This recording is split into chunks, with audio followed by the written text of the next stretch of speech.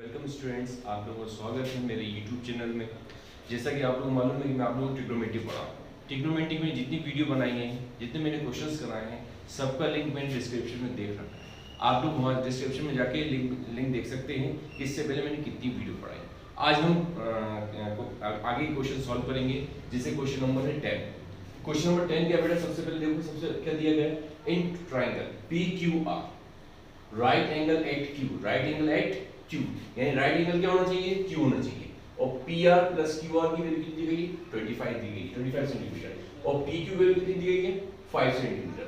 आपको निकालना है क्या, determine the value of sin P, cos P and tan P, यानी यहाँ एंगल क्या क्या दिए गए हैं, P, P और P दिया गया है। तो मैंने आपको शुरू से समझा रहा हूँ, जिसमें मैंने एक राइट एंगल ट्रायंगल बनाया। तो यहाँ पे आपको देखिए सब जगह P और P दिया है, तो P यहाँ ना कंपलसरी क्योंकि एंगल दिया गया है। अब राइट एंगल क्या बोल रहे हैं, Q, तो यहाँ पे Q है। और तीसरा वैल्यू क्या है, R, तो यहाँ कोई डाउट नहीं आता किसी को। एंगल क्या दिया बेटा, P, P और P, तो मैंने यह P बना दिया जो मुझे फाइंड करना है। फिर मुझे राइट एंगल क्वेश्चन में बोला है Q, तो मैं राइट एंगल यहाँ बनेगा।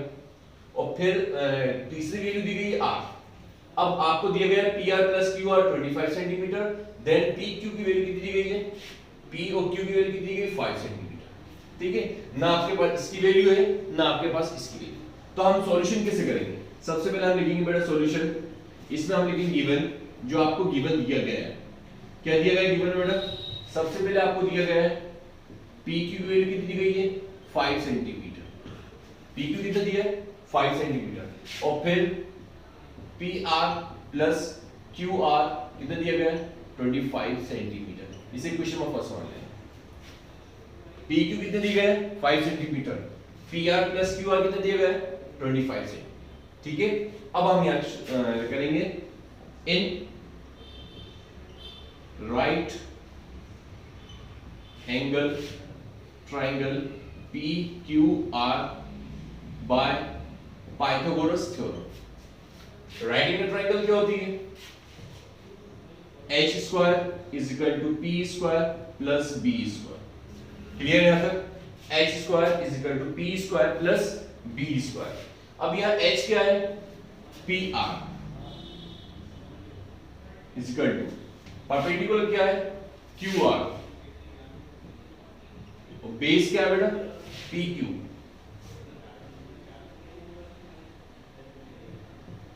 यहां तक कोई डाउट किसी को, इतना आ गया आप लोगों को समझ में। अब आपने क्या किया कि अब आपको जो गिवन दिया गया है, इसमें दिया गया है PR plus QR is 25 centimetre, यानी PR के साथ क्या दिया गया है, QR दिया गया। तो आपने ये PR और QR अलग अलग है, तो इस वाली वैल्यू को आपने उधर ट्रांसफर कर लिया। जब आपने उधर ट्रांसफर किया तो बेटा देखिए PR square minus QR square is equal to PQ का स्क्वायर। यहां तक कोई डाउट, क्यों ट्रांसफर किया मैंने बताइए। मैंने ट्रांसफर इसलिए किया कि देखिए मुझे जो गिवन दिया गया था उसमें दिया था PR plus QR is equal to 25, यानी PR के साथ क्या था, QR था। तो मैंने यहाँ देखा कि PR और QR तो एक लेफ्ट साइड और एक राइट साइड है, दोनों डिफरेंट है, तो मैंने दोनों को एक तरफ ले गया।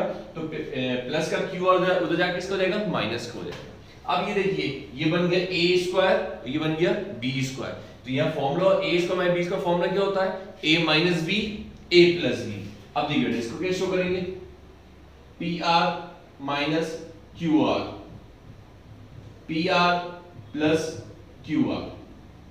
Clear, a minus b plus formula क्या होता है, a minus a square minus b का फॉर्मूला क्या होता है बेटा, a minus b then a plus b। Clear, is equal to, अब यहां दिया PQ और PQ वैल्यू कितनी है आपके पास, 5, तो यहां कितना आ गया बेटा, 5 का स्क्वायर।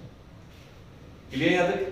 अब देखिए ये सेम टू सेम रहा, PR माइनस QR, इसमें कोई चेंज नहीं हुआ, इसमें कोई चेंज नहीं हुआ। अब देखिए PR प्लस QR की वैल्यू कितनी है आपके पास, 25 सेंटीमीटर। तो इसकी जगह क्या जाएगा, इनटू 25, कितना आ जाएगा बेटा, 25 आ जाएगा। क्यों, देखो ये इसकी वैल्यू हमारे पास है नहीं, लेकिन इसकी वैल्यू हमारे पास कितनी है, 25, क्या 25 और 5 का स्क्वायर कितना होता है, 25, तो यहां पे क्या आ गया, 25। ठीक है, आया बेटा, ये सेम टू सेम आया। PR प्लस QR की वैल्यू कितनी है, 25, देखिए 25 आ गया।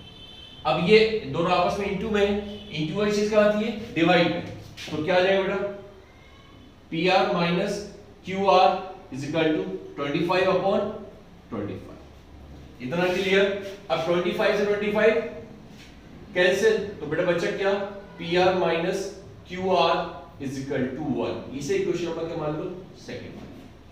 यहां तक क्लियर आप लोगों को, रिपीट करो बेटा। सबसे पहले तो मैंने लिखा है in writing the triangle PQR by Pythagoras theorem. Pythagoras theorem क्या होती है, h² = p² + b²। डायग्राम में h क्या है बेटा, PR है, परपेंडिकुलर क्या है, QR है, और बेस क्या है, PQ है। ठीक है।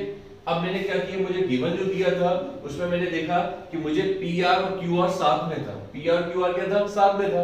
मैंने यहाँ देखा कि ये दोनों अलग अलग साइड है, एक लेफ्ट और एक राइट है, तो मैं QR को उस तरफ ले गया, प्लस का QR उधर से हो जाएगा, माइनस हो जाएगा। अब देखिए यह फॉर्मूला बन गया a² - b²।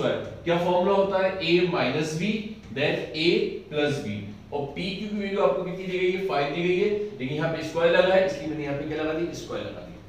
PR - QR same to same रहा। PR + QR की वैल्यू कितनी है, 25 देखिए आप, ठीक है। 5 पे स्क्वायर करेंगे कितना आएगा, 25 पे आएगा।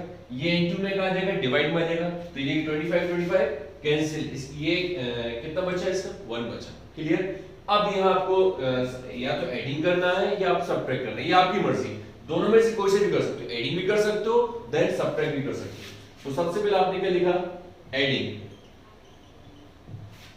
Equation first and equation second. अब देखिए, अब आप चीज याद रखना, यहाँ पे जब एडिंग करेंगे तो यहाँ लेफ्ट भी दी गई है और राइट भी दी गई है, इसमें भी लेफ्ट दी गई है, इसमें भी राइट दी गई है। जब इस तरीके से कंडीशन आती है तो हम क्या करते हैं, लेफ्ट से लेफ्ट को प्लस करते हैं, देन राइट से राइट को प्लस करते हैं। यहाँ तक आगे समझ में, adding equation number first and equation number second. ठीक है।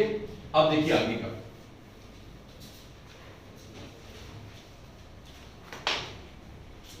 अब अपन क्या कर रहे हैं बेटा, एडिंग क्या कर रहे हैं, एडिंग कर रहे हैं। तो एडिंग में क्या होगा, अब देखिए सबसे पहले ये लिखो, सबसे पहले ये लिखूंगा, मैंने लिखा PR + QR, ये फर्स्ट इक्वेशन का हो गया। सेकंड का क्या है, प्लस PR - QR। यहां तक कोई डाउट किसी को, ये देखिए फर्स्ट का आ गया, देन ये सेकंड का इज इक्वल टू, पहले क्या आएगा 25 आ गया, +1। आपकी मर्जी, आप प्लस भी कर सकते हो यहाँ पे, और या फिर सबट्रैक्ट भी कर सकते हो। यहाँ मैं एडिंग कर रहा हूँ, आप सबट्रैक्ट भी करोगे, सेम आएगा। अब देखिए ये माइनस वाला और ये प्लस वाला कैंसिल, PR + PR, दो PR है, तो PR + PR क्या हो जाएगा, 1 + 1 क्या होता है, 2 होता है, तो ऐसे यहाँ हो जाएगा 2PR is equal to 25 + 1 26। 2 into में क्या जाएगा, डिवाइड में जाएगा, तो PR is equal to 26 upon 2। तो PR की वैल्यू कितनी बन गई बेटा, 13।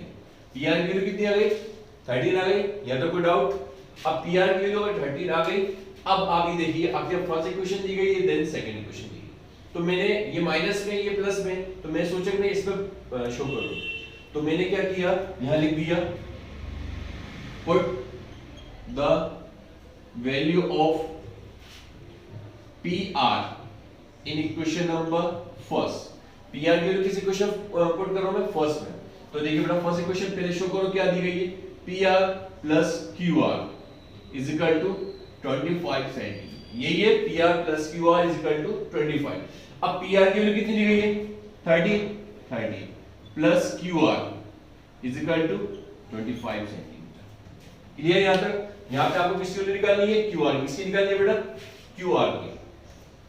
तो आपने क्या किया, ये प्लस का 30 एक्स हो जाएगा माइनस का, तो बेटा क्या हो जाएगा, QR इज इक्वल टू 25 - 30, तो QR इज इक्वल टू 25 में 13 जाएगा, कितना बचेगा, 12। कितना बचेगा बेटा, 12 सेंटीमीटर। ये भी सेंटीमीटर, यानी बेटा आपको QR की वैल्यू कितनी मिल गई, 12 सेंटीमीटर, देन PR की वैल्यू कितनी मिल गई, 13 सेंटीमीटर।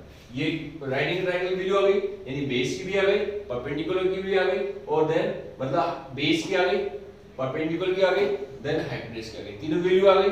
अब आपको निकालना है साइन, कॉस और टैन। ठीक है, इतना आगे समझ में। अब हम वैल्यू पुट करें,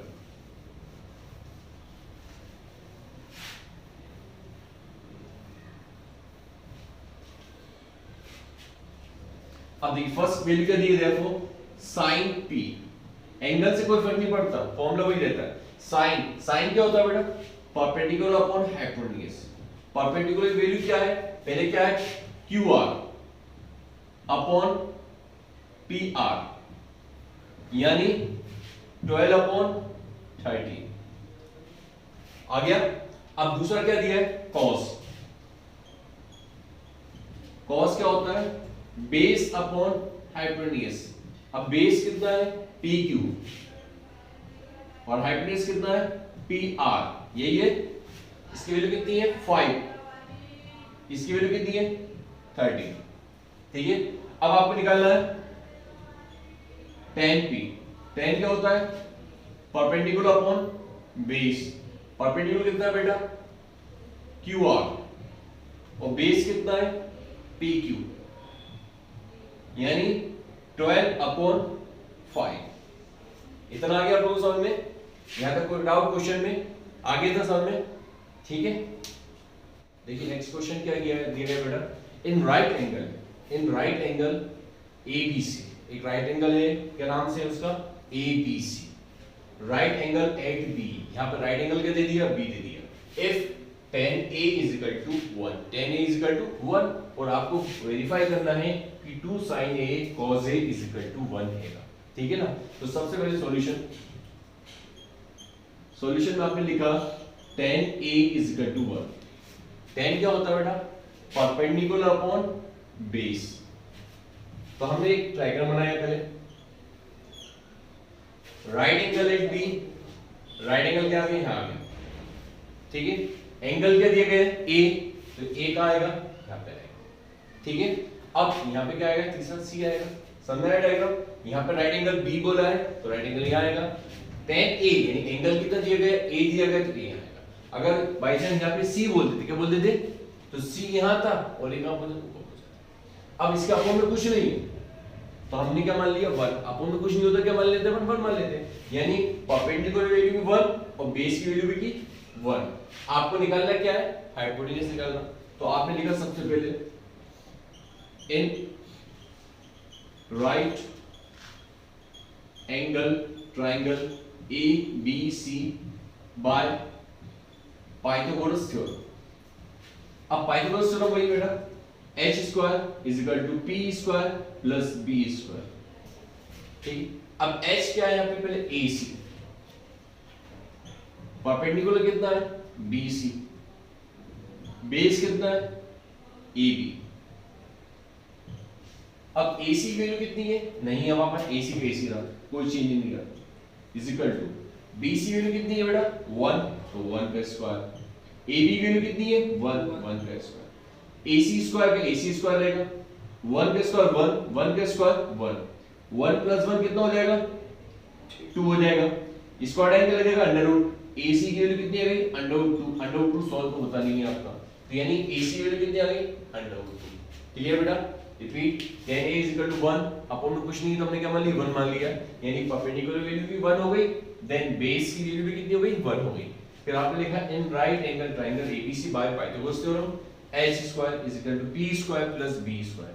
h की वैल्यू कितनी है AC डायग्राम के अकॉर्डिंग, परपेंडिकुलर वैल्यू कितनी है BC, BC आ गई, बेस की वैल्यू, बेस क्या है AB, AC वैल्यू आपके पास है नहीं, BC वैल्यू कितनी है 1 तो आपने 1 लिख दिया, AB की वैल्यू कितनी है 1 आपने 1 लिख दिया, 1 का स्क्वायर 1, 1 का स्क्वायर 1, 1 प्लस 1 2, इसका टाइम क्या लगेगा अंडर रूट, तो AC वैल्यू कितनी आ गई अंडर रूट 2 आ गई। क्लियर। अब देखिए, अब आपने ये लेफ्ट और ये राइट, तो आपने लेफ्ट हैंड साइड क्या लिया, लेफ्ट हैंड साइड क्या दिया बेटा 2 sin A dot cos A, समझना 2 sin A dot cos A, 2 का 2 रहेगा, साइन होता क्या है P upon H, P upon H, और बेस cos क्या होता है बेस अपॉन हाइपोटेन्यूज, ये होता है। आ गया समझ में, यानी साइन का फॉर्मूला क्या होता है P अपॉन H और cos का फॉर्मूला क्या होता है बेस अपॉन हाइपोटेन्यूज, ठीक है। अब देखिए 2 का 2 रहा, परपेंडिकुलर क्या है BC upon AC into base कितना है AB अपॉन AC, ठीक। अब देखिए 2 का 2 रहा इनटू BC वैल्यू कितनी है 1, AC वैल्यू कितनी है under root 2, into A B value कितनी है 1, ए सी वैल्यू कितनी है √2। क्लियर? 2 का 2 रहा इनटू 1 into 1 1 √2 2 तो √2 से √2 कैंसिल हो जाता है अगर सेम वैल्यू हो। अगर सेम वैल्यू होती है तो √2 से √2 कैंसिल हो जाता है, अकेला जो नंबर हो तो बचता है। अगर डिफरेंट वैल्यू होती है तो इनटू हो जाता है। अगर इसे यहाँ पे 3 होता है तो 3 2 क्या हो जाता है 6 हो जाता है। क्लियर?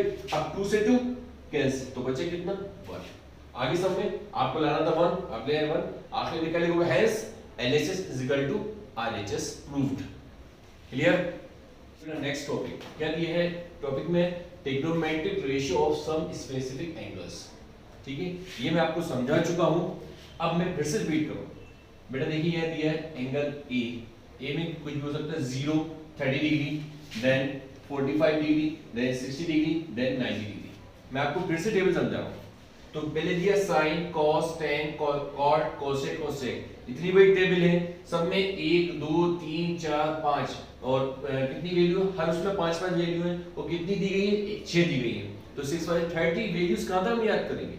तो मैं आपको इसका लॉजिक समझा रहा हूं कि किस तरीके से आपको ये टेबल समझना है, रटना मत, क्या इसको क्या करना है समझना है, किस तरीके से आपको इसको वैल्यूज निकालनी है। ठीक है, अब देखिए सबसे पहले आप 0/4 √1/4 √2/4 √3/4 √4/4 ये समझाने का तरीका है। ठीक है ना। अब देखना 0 से किसी को भी डिवाइड दो क्या आएगा आंसर 0 आएगा, ये आ गया 0। ठीक है, अब यहां 1/4 दिया है, 1 का अंडर होता नहीं है, 1 का अंडर क्या होता है 1 ही होता है, 4 का अंडर कितना होता है 2, तो यानी बेटा 1/2। आगे सब में 1 का अंडर होता नहीं है, 1 पे कभी अंडर नहीं लगता, 1 का होता है 1 ही होगा, 4 का अंडर कितना होता है 2 होता है। अब इसको काटो 2 1 जा 2 2 जा 4, यानी क्या बचा बेटा 1/2 बचा। 1 का अंडर कितना है 1 का अंडर कितना है होता ही नहीं है 1 ही रहेगा, और 2 का अंडर होता नहीं है तो यहां शो हो जाएगा √2। ठीक है, इतना आ गया 0 1/2 1/2। ठीक है बेटा, अब √3/4 √3 की वैल्यू होती नहीं है तो √3 का √3 रहेगा और 4 की वैल्यू क्या हो जाएगी 2। 4 से 4 कैंसिल, बचे कितना 1, तो 1 का √2 1 ही आएगा। आगे सब में अब क्या किया, अब आपको निकालना है cos, क्या निकालना है cos निकालना है, तो आपने क्या किया तो यहां से उल्टा स्टार्ट किया 1 का 1 फिर √3/2 फिर 1/√2 1/2 और 0। कोई डाउट नहीं है किसी को। उल्टा स्टार्ट कर दिया cos में, sin को उल्टा स्टार्ट कर दो, जो sin का लास्ट है वो cos का क्या होगा फर्स्ट बनेगा, जो sin का फर्स्ट है वो cos का लास्ट बनेगा। ठीक है, इतना आगे बढ़े समझ में। अब देखिए अब आपको निकालना है tan निकालने का तरीका क्या है, sin और cos की जो वैल्यू है उसको डिवाइड दे दो, sin और cos की जो वैल्यू है उसको आपस में क्या करो डिवाइड दे दो। 0/1 क्या आएगा 0 आ गया, 1 2 3 4 समझा 1/2 और √3/2 ये दिया गया, ये तो 2 से 2 कैंसिल, बचे कितना 1/√3 बचेगा।